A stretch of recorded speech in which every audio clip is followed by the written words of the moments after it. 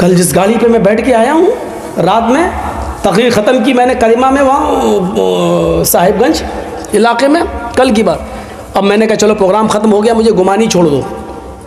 गुमानी मैं इनसे बात हो चुकी थी, 11-12 बजे फ़रक्का में मैं आ जाऊँगा, अब हमको रिसीव कर लीजिएगा, ठीक है। अब वो रात का वक्त था, 3 बजे वो ड्राइवर जब गाड़ी लेके चलने लगा, 3:30 बजे, शायद 3 बजे तक तो जलसा ही चला, 4 के आसपास जब मैं वहाँ से निकला तो ड्राइवर मुसलमान। अब रात भर के हम भी जागे हुए, तो आगे वाली सीट पर हम ऐसे बैठ के, थोड़ा सा आँख लग गई मेरी ऐसे, उसने गाना लगा दिया ड्राइवर ने, मेरी आँख खुल गई। तो मैंने कहा यार इस ड्राइवर को रोकना और टोकना बेकार है, क्योंकि ड्राइवरों से उलझना नहीं चाहिए, वरना अगर ज़बरदस्ती बंद करवाएंगे तो ये भेड़ देंगे कहीं ना कहीं। तो देख रहा हूँ गाना उसमें चल रहा है, कोई रफ़ी का गाना चल रहा था, बहुत पुराना। अब ये उसमें गाना सुनता जा रहा और ऐसे करता रहा, गाड़ी चला रहा है। मैंने ऐसे देखा और वो भी उसके मुंह पे वो भी गुनगुनाता जा रहा है, यानी पूरा गाना उसको याद है, पूरा गाना। उसके बाद जब गाड़ी मेरी रुक गई, मैं गुमानी पहुंच गया, तो मैंने उससे पूछा, तो शुक्रिया आपका, आपने मुझे छोड़ा। मैंने कहा आपको कुछ मुसलमान है क्या? हाँ हाँ साहब माशाल्लाह मुसलमान। हमने कहा बड़ी खुशी हुई आपको ये जान कर के आप मुसलमान हैं। अच्छा कलमा याद है ना आपको? है मौलाना साहब, कलमा याद नहीं होगा? ला इलाहा इल्लल्लाह मुहम्मदुर रसूलुल्लाह, माशाल्लाह। सूरह फातिहा याद है ना? नमाज, हाँ सूरह फातिहा याद है, अल्हम्दुलिल्लाह रब्बिल आलमीन रहमान रहीम मालिक, पूरी सूरत सुना दी। हमने कहा अच्छा कि सूरतें कितनी याद हैं? कहता मौलवी साहब वो तो 2 ही याद है बस। कौन सी? का इन्ना आतेना कल कौसर और कुल हुवल्लाहु अहद अल्लाहु समद लम यलिद वलम यूलद वलम यकुल लहू कुफुवन अहद। हमने कहा अच्छा और कोई का सूरत का नहीं है?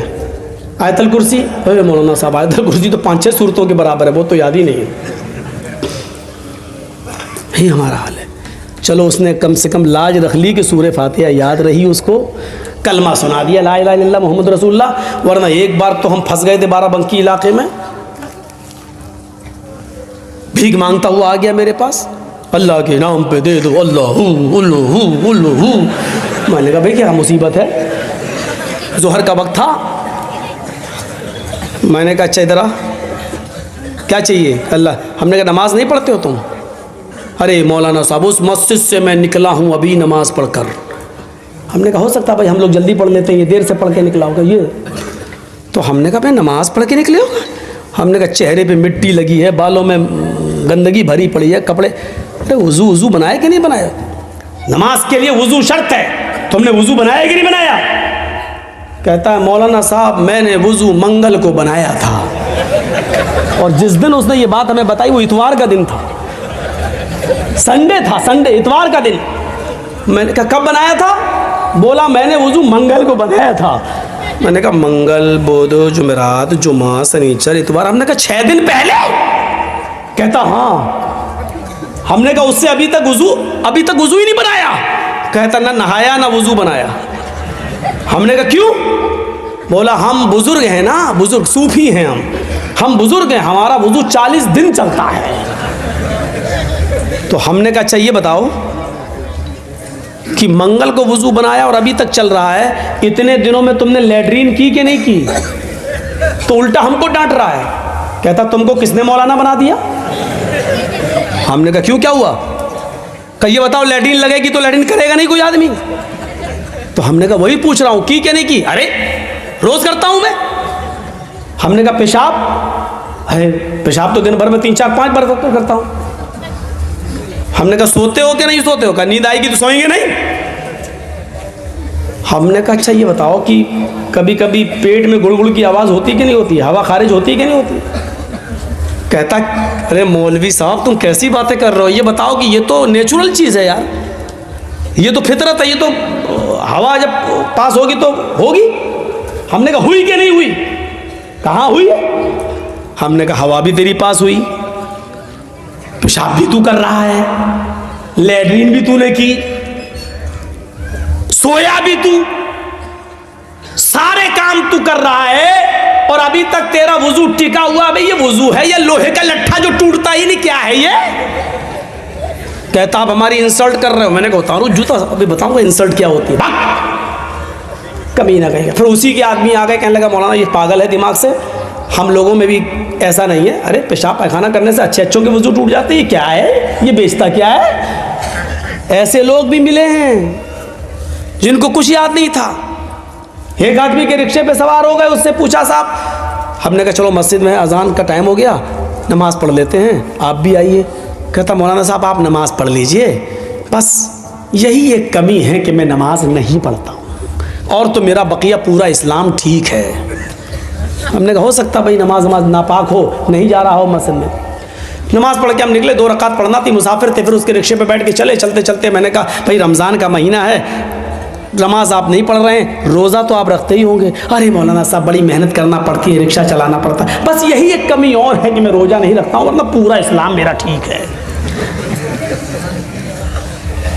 लास्ट में जब हम उतरे तो मैंने उससे कहा कि अच्छा एक बात, पैसा उसको दिया, 15 रुपये उसने मांगे थे, कई साल पहले की बात है। मैंने उसको 15 रुपये दिए, तो मैंने कहा अच्छा भाई चलते चलते थोड़ा सा कलमा ही सुना दो, तुम कलमा याद है तुम्हें?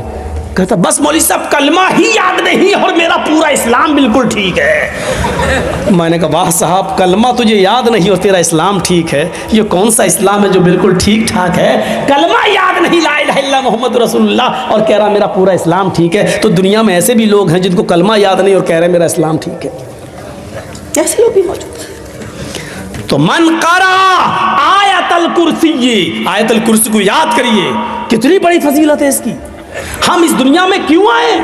सिर्फ खाने और पीने और अपने माँ बाप की गाड़ी कमाई को ऐशो आराम में उड़ा देने के लिए, जुए और सट्टे में उड़ा देने के लिए, लॉटरी खरीदने के लिए, सूद और ब्याज में उड़ा देने के लिए, शराब पीने के लिए, गांजा और स्मोक और हीरोइन और ब्राउन शुगर इस्तेमाल करने के लिए, बस इसलिए हम इस दुनिया में पैदा हुए हैं क्या? अपने आप को पहचानो। कुरान तुम्हारे पैदाइश का मकसद बता रहा है, वमा खलक़तुल जिन्ना वल इंसा इल्ला लियअबुदून। ओ मेरे बंदो, मैंने तो तुम्हें इस दुनिया में भेजा है, इस दुनिया में पैदा किया है तो सिर्फ इसलिए किया है ताकि तुम मेरी ही इबादत करो, मेरी ही पूजा करो, मेरी ही भक्ति करो, मेरे अलावा किसी और की इबादत न करो। इस दुनिया में तो इंसान इबादत के लिए आया है। अच्छा, मैं किसी को खड़ा करके आयतल कुर्सी सुनता हूँ, कैसा लगेगा? आप कल सुबह होके कहेंगे मौलाना साहब ये काम गलत किया आपने। सबके सामने किसी की इंसल्ट करना अच्छी बात थोड़ी है। मैं इम्तहान लेना चाहता हूँ कि हमारा इस्लाम कितना है, कितने लोगों को आयतल कुर्सी याद है? एक को खड़ा करके पूछना चाहता हूँ, लेकिन कल सुबह हमारी ही बदनामी होगी। आपका जिसको याद नहीं उसका चर्चा नहीं होगा, मेरा चर्चा होगा कि मौलाना साहब ने सबके सामने उसको नंगा कर दिया। छोड़ो, मुझे क्या ज़रूरत है किसी की इंसल्ट करने की? मुझे किसी के सामने नंगा करना मकसद नहीं है, अल्लाह की कसम नहीं है। हज़रत उमर फ़ारूक के ज़माने में एक मस्जिद के अंदर किसी की हवा खारिज हो गई, एक सहाबी की, बदबू आ गई। अब नमाज का टाइम खड़ा है। हज़रत उमर फ़ारूक ने कहा अगर जिसकी हवा खारिज हुई हो वो जाए और वज़ू बना के दोबारा आ जाए, तब तक हम नमाज अभी खड़ी नहीं कर रहे हैं, अभी हम नमाज के लिए खड़े नहीं हो रहे हैं। जाओ, अब शर्म की वजह से बुझा नहीं रहा, जिसकी हवा खारिज हो गई बैठा। हज़रत उमर ने 3 बार कहा जाओ ना, ये तो तय है कि हवा किसी की खारिज हुई है, लेकिन अब कोई न तो बता रहा है और न जा रहा है उठ के।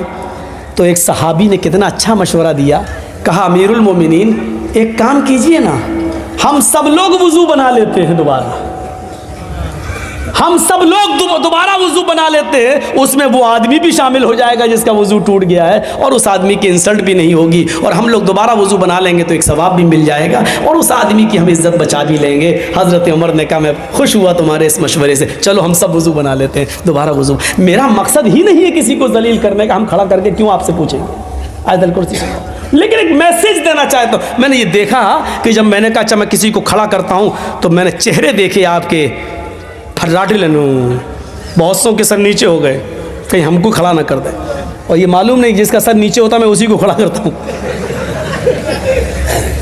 हमने भी तो 20 सालों से तक़रीरें की हैं, हम भी तो समझ गए हैं कि जैसे टीटी चेहरा देख के पहचान लेता है कि कौन टिकट वाला है, कौन बिगड़ टिकट। हम भी समझ जा, इतना तो समझ ही गए कि किसको याद होगी और किसको नहीं याद होगी। लेकिन इंसल्ट करना मेरा मकसद नहीं है, सिर्फ इतना कहूँगा जिनको याद नहीं है वो याद करें। इतनी बड़ी फजीलत है। मन कारा आयतल कुर्सी बाद सलातिल मकतूबा, जिसने हर फर्ज नमाज के बाद आयतल कुर्सी पढ़ना अपना मामूल बना लिया, लम